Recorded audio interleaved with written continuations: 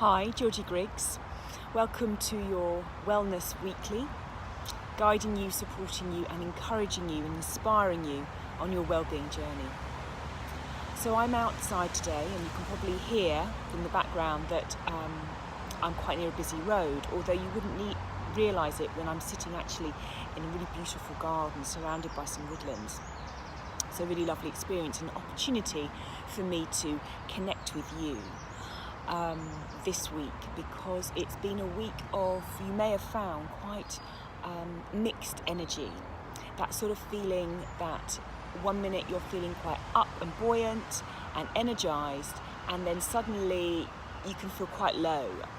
And I think it's a planetary activity that's going on, but it made me think that it's so important to build a base of resilience and energy within us, so that when challenges do arise, as they will, sometimes on a daily basis, small challenges arise and sometimes bigger ones arise, that we have that well of energy and trust in ourselves and understanding in ourselves to pull on, step into and use to bring us back to a sense of calm well-being, which is our natural place that the body, the soul and the mind want to reside. And one of those ways that is so important to work with when you want to build a well of resilience is intention. And that power of intention is really crucial to building a resilience within you and the ability to move back into a good feeling place. Because when we work with intention, when we move into a place that is living a life on purpose, we're able to really connect with ourselves and move ourselves back into what we really want and what's really important to us. And it's when we are able to do that that we start getting real inspiration and motivation and energy, because we know where we're going and we're guiding ourselves on a regular basis, knowing where we're going. So how do we get that sense of intention? It doesn't have to be a big moment of, this is what I want, this is what I'm going for. It doesn't have to be goal orientated. It's more a sense of awakening each day and knowing, I want to cultivate something. I want to be something today. I want to witness something. So for me, I was coming to today a place which is a private place for the support of women who are experiencing violence. And as I was driving here today, I was thinking about what I was going to be doing and how I was going to be feeling, and also thinking about what is my intention here. And it was to witness wellness.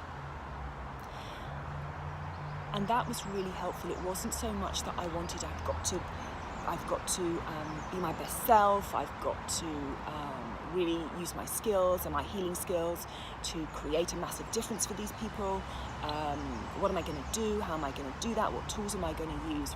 That was more of a buzzy energy. That wasn't really a centered energy, which is where I wanted to be. So when I moved back and kept it very simple and thought, what is the result that I want? Or what is it I want to feel, more importantly? And it was I wanted to feel I was witnessing well-being within myself and well-being with the women that I would be working with. And that anything else from that would flow. And that when I felt unsure or challenged by the circumstances in front of me, I know that I can draw on that intention, which was simply to experience or to witness well-being and to see in that individual their wholeness and their wellness. And that would bring me back very quickly to, okay, that's where I'm coming from, that's why I'm here. And the confidence surges and the energy surges because you're refocused and repurposeful. So you get this enthusiasm, and that enthusiasm breeds a natural energy within you, however depleted or tired you may feel. And when you feel confused and you feel low confidence, low self-esteem, low sense of self-worth, the word low is a key there because it's low energy and it is depleting of your energy because it's low vibrational. And it's okay to experience that. It's really important to be able to experience it, but more importantly, it's important to be able to witness it and say, okay, how am I going to build on my tools and my resilience and my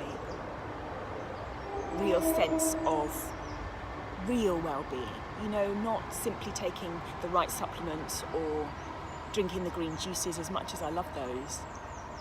Real well-being at your core. And one of those tools, of which there are many that we can talk about and work with, but one of those that's really important is your intention.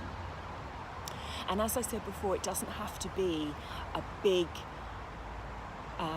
statement.